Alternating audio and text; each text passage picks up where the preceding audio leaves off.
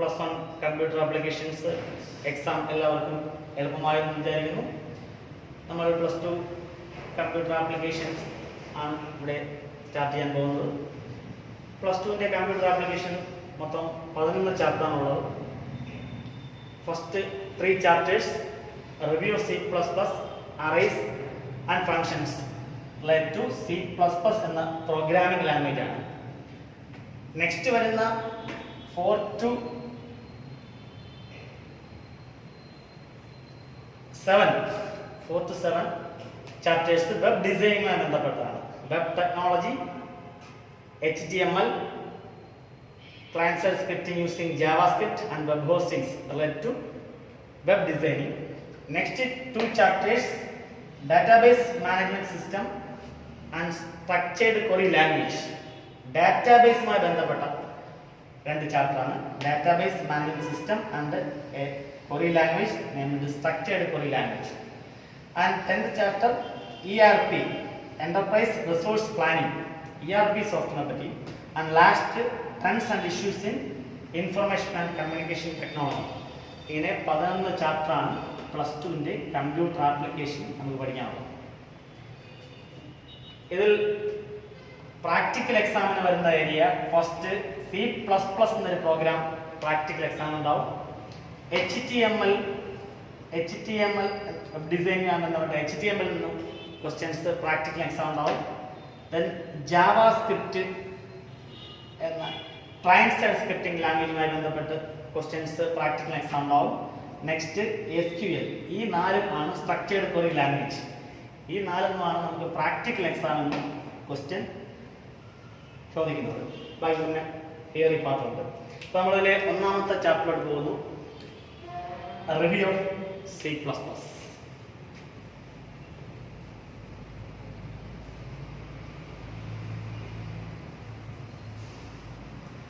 Okay, first chapter review of C++.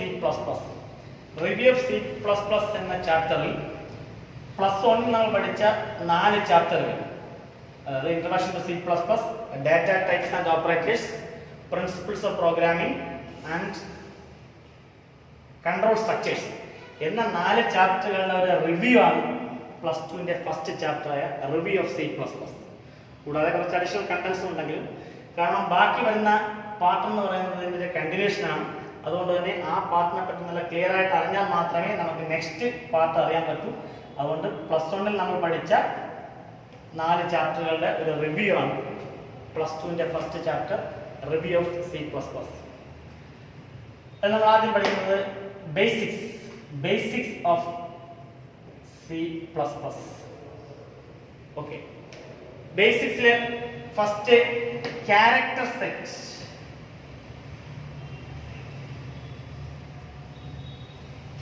Set. അപ്പം C++ എന്താണെന്ന് എല്ലാവർക്കും അറിയാം. It's a programming language. നമ്മളൊരു പ്രോഗ്രാമിംഗ് ലാംഗ്വേജ് പഠിക്കുമ്പോൾ ആദ്യം ഏത് ലാംഗ്വേജ് പഠിക്കുമ്പോഴും അതിൻ്റെ അക്ഷരങ്ങളാണ് ആദ്യം പഠിക്കുന്നത്. അതുപോലെ C++ എന്ന ലാംഗ്വേജിൽ നമ്മൾ ആദ്യം പഠിക്കുന്നത് അതിൻ്റെ അക്ഷരമാല, ക്യാരക്ടർ സെറ്റ്സ് എന്ന് പറയും. Character sets is the fundamental units of A language. ഒരു ലാംഗ്വേജിന്റെ ഫണ്ടമെന്റൽ യൂണിറ്റുകളാണ് അതിന്റെ ക്യാരക്ടർ സെറ്റ് എന്ന് പറയുന്നത്. ഇപ്പൊ മലയാളമായാലും ഇംഗ്ലീഷ് ആയാലും അതിന്റെ അക്ഷരങ്ങൾ പോലെ C++ന്റെ character sets consist of number 1 letters, digits, special characters,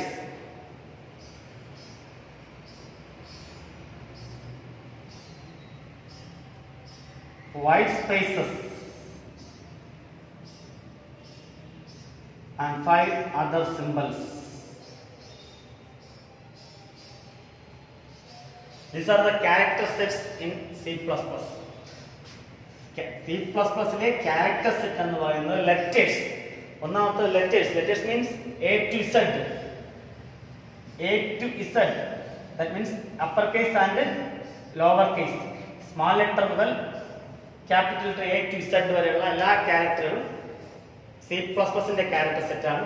Then digits from 0 to 9, 0 മുതൽ 9 വരെയുള്ള ഡിജിറ്റ്സുകൾ C++ന്റെ ക്യാരക്ടർ സെറ്റ് ആണ്. Then special symbols like dot, semicolon, less than, greater than, bracket, etc. are special characters in C++. Then white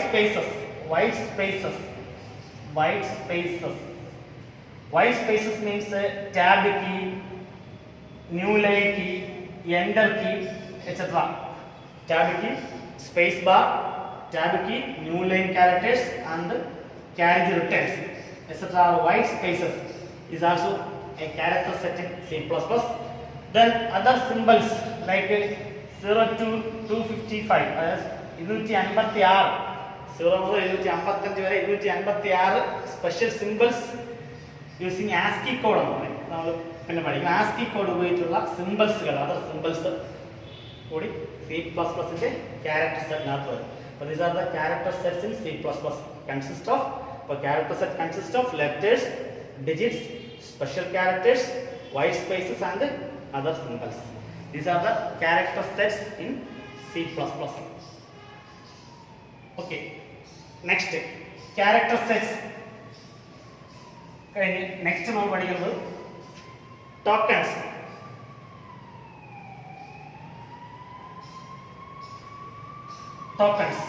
Tokens means tokens are similar to words in a language. അപ്പോൾ നമ്മൾ അക്ഷരം പഠിച്ചാൽ next പഠിക്കുന്നത് ആ ഭാഷയുടെ വാക്കുകളാണ്, ഈ അക്ഷരങ്ങൾ ചേർത്തുള്ള വാക്കുകൾ. അപ്പോൾ tokens in C++ are similar to words in a language. It's a fundamental building blocks of a programming language, of a language. ഒരു ലാംഗ്വേജിന്റെ ബിൽഡിംഗ് ബ്ലോക്കുകളാണ്. അല്ലെങ്കിൽ C++ language is constructed by using tokens. ടോക്കണുകൾ ഉപയോഗിച്ചാണ് ഒരു പ്രോഗ്രാം കൺസ്ട്രക്ട് ചെയ്തിരിക്കുന്നത്. Tokens are similar to words in a language. ഒരു ലാംഗ്വേജിന്റെ വാക്കുകൾ തുല്യമാണ് C++ലെ ടോക്കണുകൾ. C++ലെ tokens consist of keywords,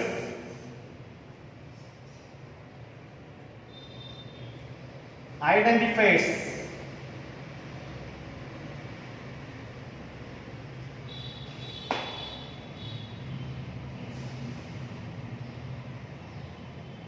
punctuators,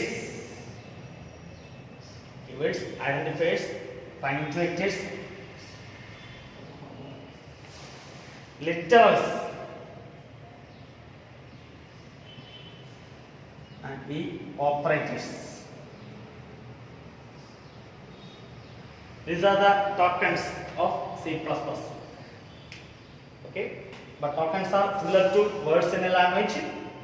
Tokens, it is a fundamental building block of a programming language. A program is constructed using these 5 tokens, which are the keywords, identifiers, punctuators, literals or constants and operators. These are the 5 tokens in C++. Okay, first നമ്മൾ ഒന്നാമത്തെ tokens keywords എടുക്കും.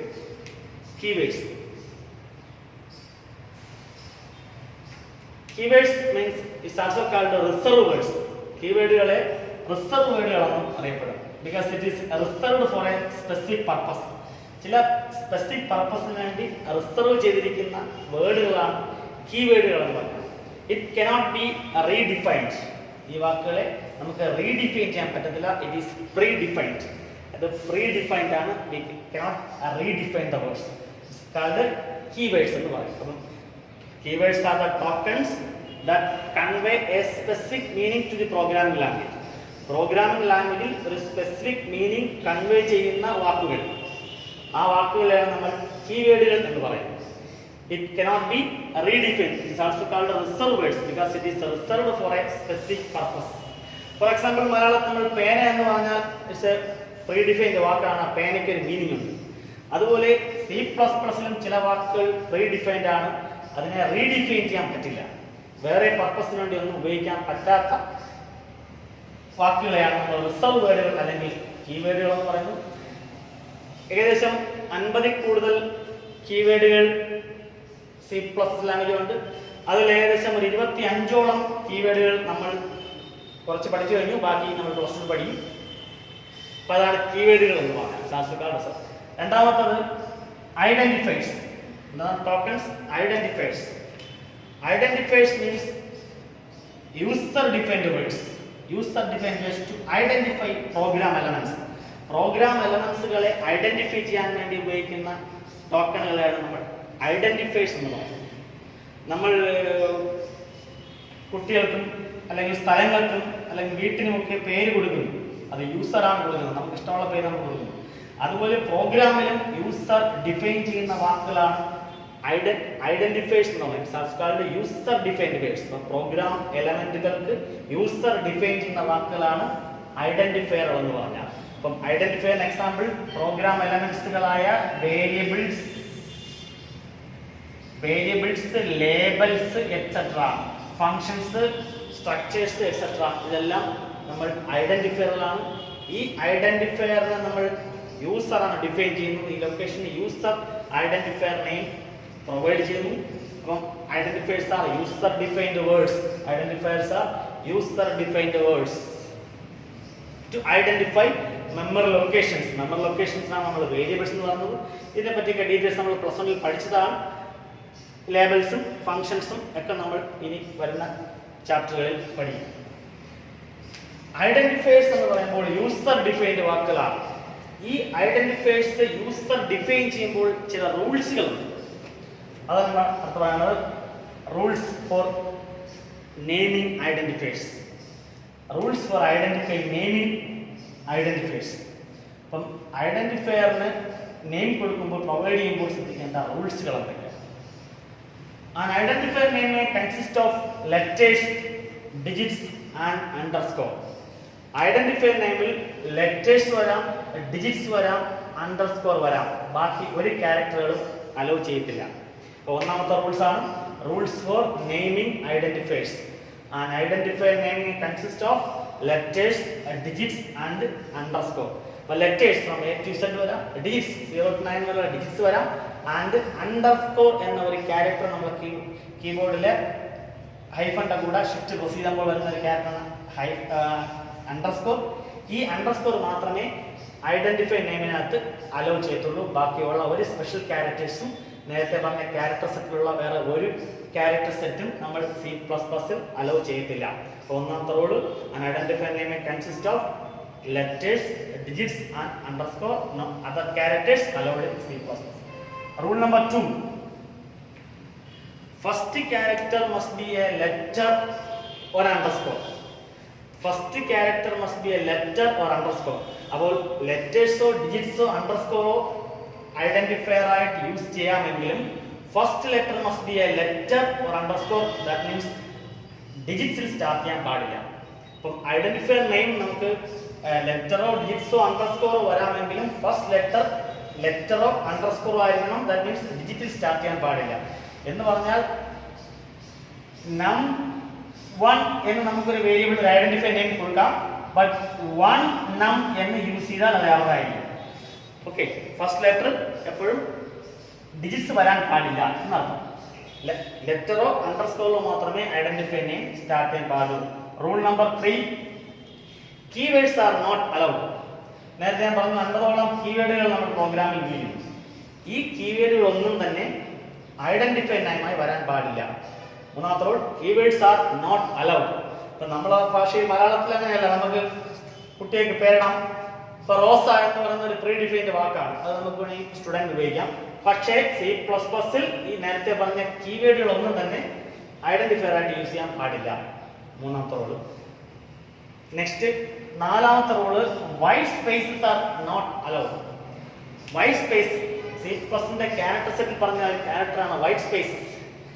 Space bar, tab key, carriage return, ഈ characters ഒന്നും identify നെയിമായി വരാൻ പാടില്ല. നാലാമത്തെ white spaces are not allowed.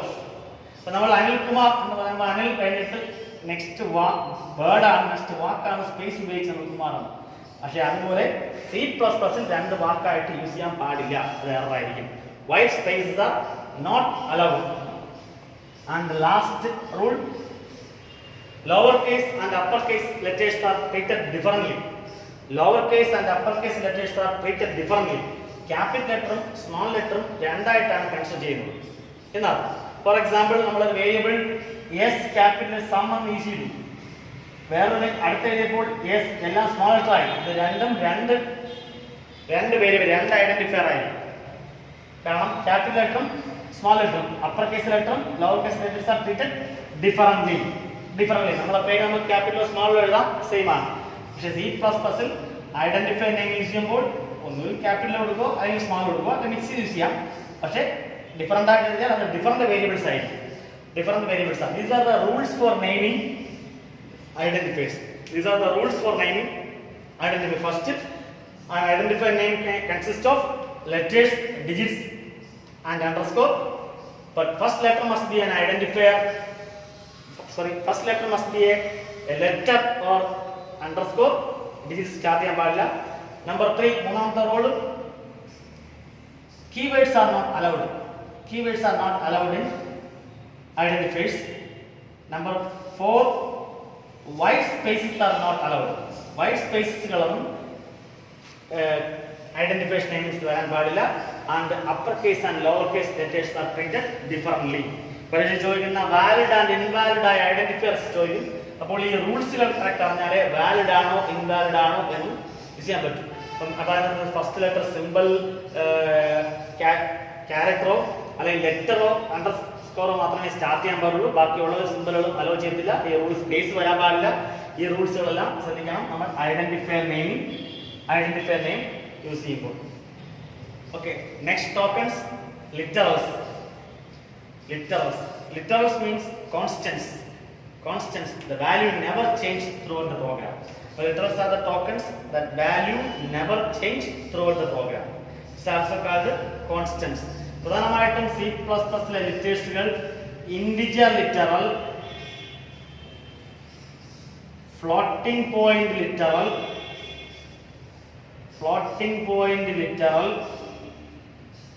character literal and string literal.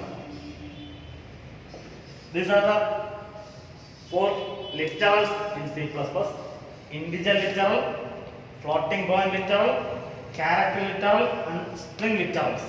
Okay, integer എന്താണ് നമ്മൾ പ്രസന്റ് പഠിച്ചിട്ടുണ്ട്? Number without fractions.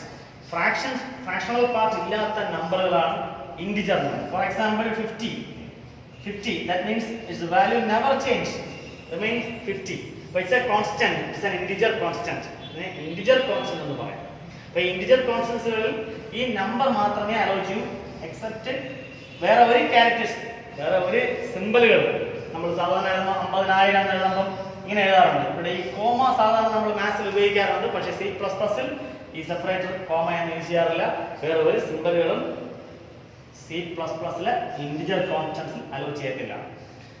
രണ്ടാമത്തെ ലിറ്ററൽ എന്ന് പറയുന്നത് ഫ്ലോട്ടിംഗ് പോയിന്റ് ലിറ്ററൽ, നമ്പർ വിത്ത് ഫ്രാക്ഷണൽ പാർട്ട് ഉള്ള നമ്പറുകളെയാണ് ഫ്ലോട്ടിംഗ് പോയിന്റ് ലിറ്ററൽ എന്ന് പറയുന്നത്. C++ലെ അടുത്ത ലിറ്ററലാണ് ഫ്ലോട്ടിംഗ് പോയിന്റ് ലിറ്ററൽ അല്ലെങ്കിൽ ഫ്ലോട്ടിംഗ് പോയിന്റ് കോൺസ്റ്റന്റ്സ് എന്ന് പറയും. നമ്പർ വിത്ത് ഫ്രാക്ഷൻസ് ഉള്ള, for example 3.14 is a constant, is a floating point literal എന്ന് പറയും. ഒരു ഫ്ലോട്ടിംഗ് പോയിന്റ് ലെറ്റർ ആണ്, നമ്പർ വിത്ത് ഫ്രാക്ഷൻസ്. ഇവിടെയും മറ്റ് ഡോട്ട് വേറെ സിമ്പിളുകളോ കോമയോ ഒന്നും അലോ ചെയ്തില്ല. ഇതാണ് ഫ്ലോട്ടിംഗ്. ഇതിന് രണ്ട് രീതിയിൽ എക്സ്പ്രസ് ചെയ്യാൻ നമ്മൾ പ്രസന്റ് പഠിച്ചു. മൻഡീസ ആൻഡ് എക്സ്പോണന്റ് ആയിട്ട് റെപ്രസെന്റ് ചെയ്യാമെന്നും അതൊക്കെ നമ്മൾ പ്രസന്റ് പഠിച്ചാണ്. ഇത്രയും ഡീറ്റെയിൽസ് ആയിട്ട് നമുക്ക് ആവശ്യമില്ല. Next, character literal means single character enclosed with single quotes. ഒരു സിംഗിൾ കോഡ്സിനകത്ത് എൻക്ലോസ് ചെയ്തിരിക്കുന്ന സിംഗിൾ ക്യാരക്ടറിനെയാണ് ക്യാരക്ടർ കോൺസ്റ്റന്റ് എന്ന് പറയും. ഒരു സിംഗിൾ ക്യാരക്ടർ മാത്രമേ ക്യാരക്ടർ കോൺസ്റ്റന്റ് വരാറുള്ളൂ. Single character enclosed within single quotes is called character constant എന്ന് പറയും. ക്യാരക്ടർ കോൺസ്റ്റന്റിനകത്ത് വരുന്ന നമ്മൾ പ്രസന്റിൽ പഠിച്ചതാണ്. ക്യാരക്ടർ കോൺസ്റ്റന്റിനകത്ത് വരുന്നതാണ് എസ്കേപ്പ് സീക്വൻസുകൾ. നോൺ ഗ്രാഫിക് സിംബലുകൾ എന്ന് പറയും. പ്രസന്റ് പഠിച്ചതാണ്, ഒന്നുകൂടെ പറയുന്നു. non-graphic symbols, escape sequence are non-graphic symbols. യൂസറിന് ഡയറക്റ്റ് ആയിട്ട് ടൈപ്പ് ചെയ്യാൻ പറ്റാത്ത ചില സിമ്പിളുകളെയും ക്യാരക്ടറുകളെയും C++ൽ എസ്കേപ്പ് സീക്വൻസ് ഉപയോഗിച്ചാണ് റെപ്രസെന്റ് ചെയ്യുന്നത്. നമ്മൾ പ്രസന്റ് പഠിച്ചു. അത് സ്ലാഷ് മീൻസ് ബാക്ക്വേർഡ്